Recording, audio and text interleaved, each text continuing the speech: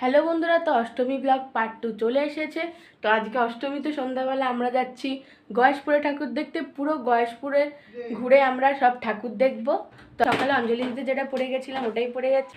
তো চলো এখন বেরোনো যাক। পুরো গয়েশপুরে যা যা ঠাকুর দেখবো সব তোমাদেরকে দেখাবো। তোমরা ব্লগটা স্কিপ না করে দেখতে থাকো। তো এই যে আমি রেডি। চলো মা, রেডি হয়ে গেছো তো? চলো বেরোই।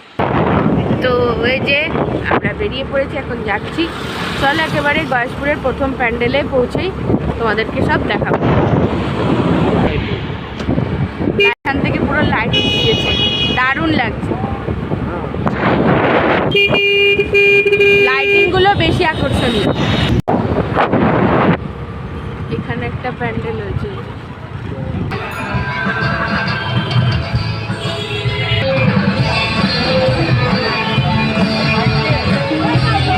তো এই প্যান্ডেলটা মায়াপুরের ইস্কনের মন্দিরের মতো করে তৈরি করেছে। তো দেখতে তো খুবই ভালো লাগছে। চৈতন্যদেব রয়েছে দেখো প্যান্ডেলের দুপাশে। তোমাদেরকে ভালো করে সবটা দেখাচ্ছি। দেখো চৈতন্যদেব রয়েছে, গৌরনীতায় কত সুন্দর লাগছে। ভিতরের প্রতিমাটাও নিশ্চয়ই খুব সুন্দর হবে। আর ঢুকতেই দেখলাম প্যান্ডেলের দুপাশে দুটো দেখো ঘোড়া রয়েছে, দেখেছো? উঁচু উঁচু দুটো ঘোড়া রয়েছে। এখানেও লাইন ছিল, তো লাইনটা এগোতে থাকলো। আমরাও যাচ্ছি যে গয়েশপুর টাউন ক্লাবের প্রতিমা এটা। এই যে দেখো আমরা চলে এসেছি ঠাকুরের সামনে। প্যান্ডেলের উপরে ডেকোরেশনটা তো খুব ভালো। আর দেখো প্যান্ডেলের গায়ে কৃষ্ণের ছোটোবেলা, বজরংবলীর ছোটোবেলা, এগুলো সব সুন্দর করে করা হয়েছে। এই যে দেখো ঠাকুর কত সুন্দর হয়েছে। দেখো ঠাকুরের মুখটা তো খুব সুন্দর হয়েছে।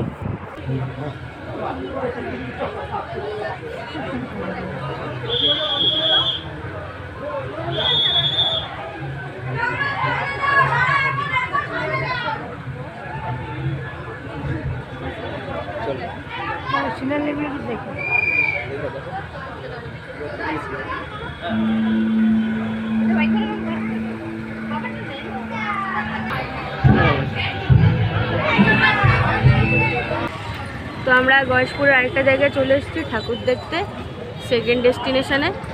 এখানেও প্যান্ডেলটা ভালো করেছে, দেখবো চলো।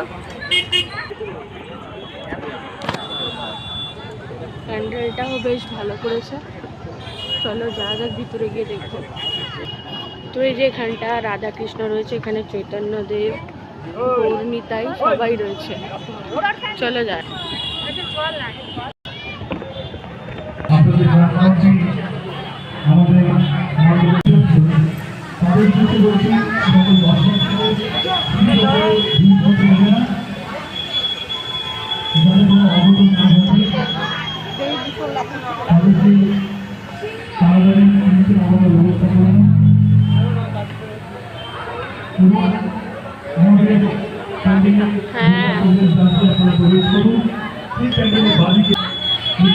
আনন্দ ব্যায়ামাগারের ঠাকুর, মানে ঠাকুর দেখিনি, দেখবো। এটা হচ্ছে প্যান্ডেলটা, আমরা প্রতিমা দর্শন করব, ভিতরে যাব।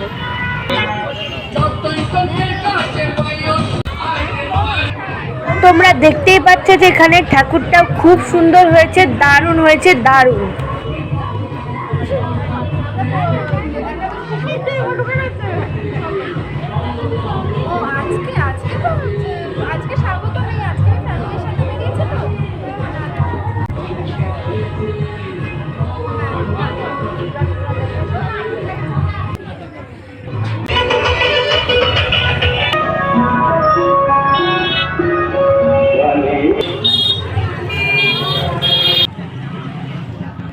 তো চলে এলাম এখন গয়েশপুরের আরও একটা জায়গায় ঠাকুর দেখতে, গয়েশপুর মিলন তীর্থ ক্লাবের প্রতিমা দর্শন করতে।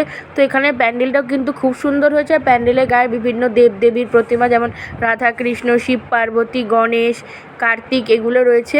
সরস্বতী ঠাকুর তো খুব সুন্দর লাগছে। আর এখানেও পাশে একজনের বাড়িতে পুজো হয়েছে, যেতে যেতে দেখতে পেলাম। তো চলো আমরা এখন প্রতিমা দর্শন করব ভালো করে। সামনেই নন্দী মহারাজকে বসানো রয়েছে।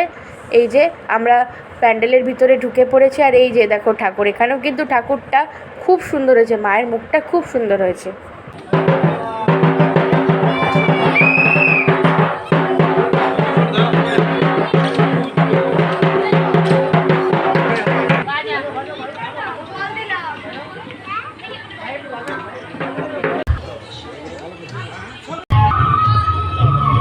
তো এখন আমরা চলে এসেছি গয়েশপুর স্পোর্টিং ক্লাবের প্রতিমা দর্শন করতে। আর দেখো প্যান্ডেলের উপরে রয়েছে গণেশ ঠাকুর, কি সুন্দর। আর প্যান্ডেলটা কিন্তু খুবই ভালো হয়েছে। চলো আমরা ভিতরে যাব, প্রতিমা দর্শন করব এবং তোমাদেরকেও দর্শন করাবো।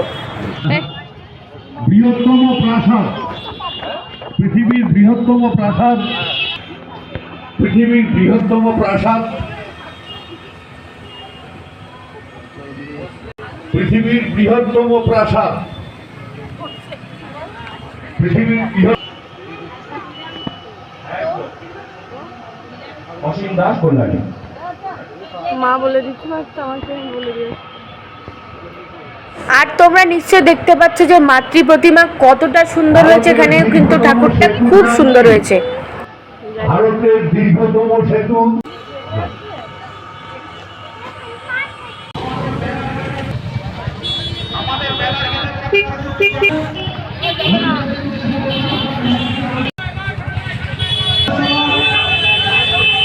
এখানে মোটামুটি ভালো ভিড় রয়েছে, তো লাইন দিয়ে দেখতে হবে। এটা আমরা যাব, মণ্ডপ দেখবো, প্রতিমা দর্শন করব। তো চল এখন আমরাও লাইন দেবো।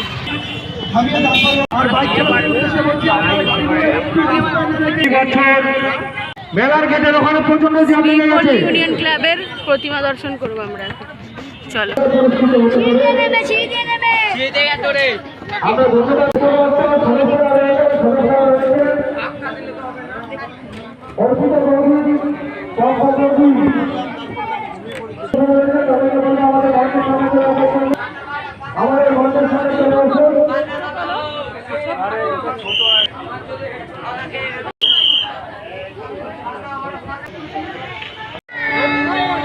আসছি।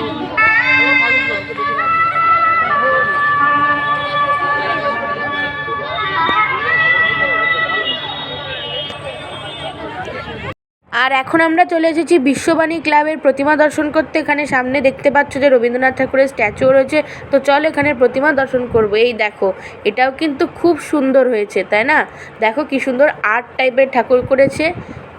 আর এখানে কার্তিক আর গণেশ ঠাকুর কিন্তু নটরাজের স্টাইলে রয়েছে। তোমরা দেখতে পাচ্ছ যেভাবে নটরাজের নৃত্য ভূমিকা থাকে, তো সেইভাবে নৃত্যভঙ্গিমায় রয়েছে কার্তিক আর গণেশ ঠাকুর।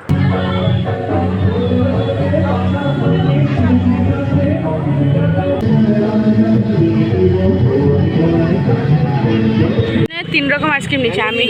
আমি দিয়েছি এটা আমন্ড আর পেস্তা দেওয়া। মা নিয়েছে নর্মাল কুলফি আর বাবা ম্যাঙ্গো ফ্লেভারের বাটি। সবাই খাচ্ছি, চলো আমিও খেয়ে নিই।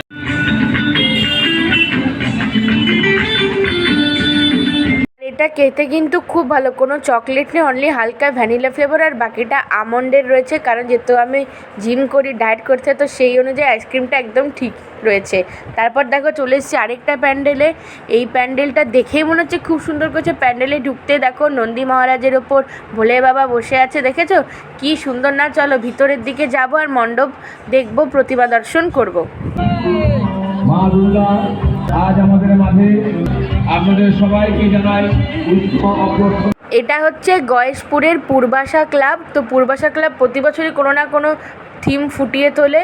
আর ভিতরটা তো ওনারা দারুণ সুন্দর করে। এই যে দেখো আমরা প্যান্ডেলের ভিতরে প্রবেশ করে গেছি। আর দেখেছো এখানে দেখানো হয়েছে বিভিন্ন জিনিসের মাধ্যমে যে আমরা এই মানুষ জন্মে যে পাপকর্মগুলো করি, তারপরে আমাদের নরকে গিয়ে সেগুলোর কষ্ট কিভাবে ভোগ করতে হয় আর নরকে গিয়ে কী শাস্তি হয়।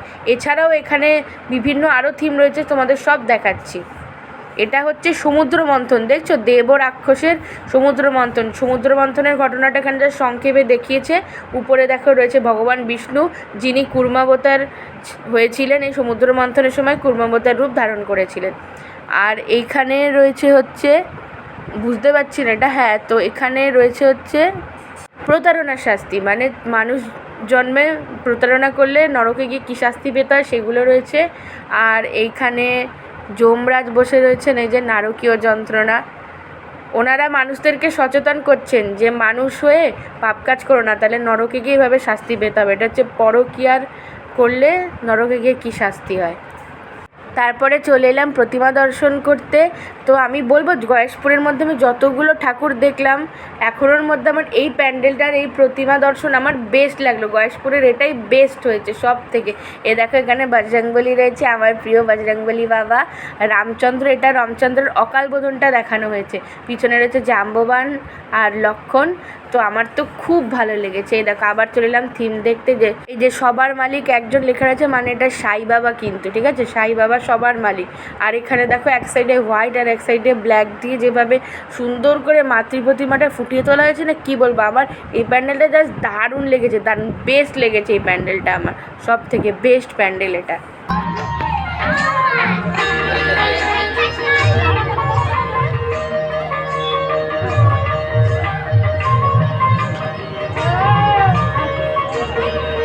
ভিডিওটা নিয়ে নিই। এখানে দেখো দেখানো হয়েছে বুদ্ধদেবকে, যিনি বোধিবৃক্ষের তলায় বসে বোধিসত্ত্ব লাভ করেছিলেন। আর তার পাশে রয়েছে রামকৃষ্ণদেব, মা কালী, মা শারদা আর স্বামী বিবেকানন্দ। লেখা রয়েছে যত মত তত পথ। তো এটাও আমার খুব ভালো লেগেছে। তারপর দেখো পাশে রয়েছে দেবী দুর্গাকে তৈরি করে যখন সমস্ত দেবগণ দেবী দুর্গাকে অস্ত্রসজ্জায় সজ্জিত করেছিলেন, সেই সময়টা দেখানো হচ্ছে। আমরা যেটা মহালয়ার দিন দেখতে পাই টিভিতে, যে বিভিন্ন দেবগণ দেবীকে অস্ত্রদান করেছিলেন মহিষাসুরকে বধ করার জন্য, তো সেটাই দেখানো হচ্ছে। আর এখানে দেখো নগর কীর্তন, কীভাবে গৌর নিতাই মানে চৈতন্যদেব হরিনাম সংকীর্তন করতে নগরে নগরে, সেটা এখানে ফুটিয়ে তোলেছে। মোট মিলে জিনিসটা খুব সুন্দর হয়েছে, আমার দারুণ লেগেছে, দারুণ।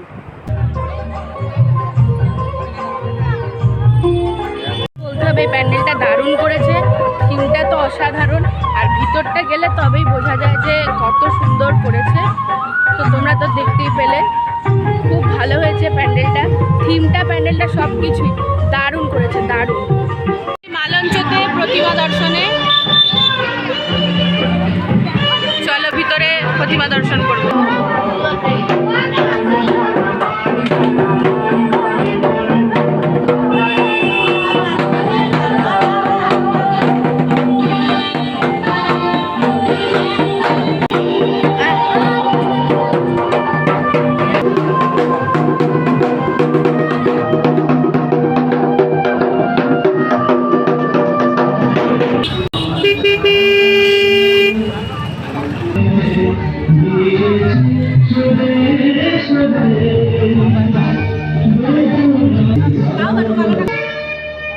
দুদিকে দুটো ঘট রয়েছে, উঠতেই দেখে যাও মা।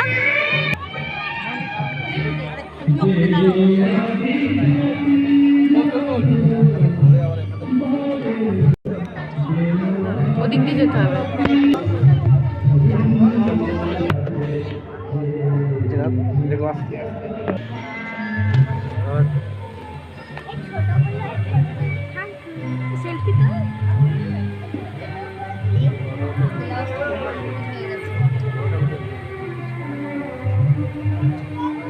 সুন্দর করেছে মায়ের মুখটা।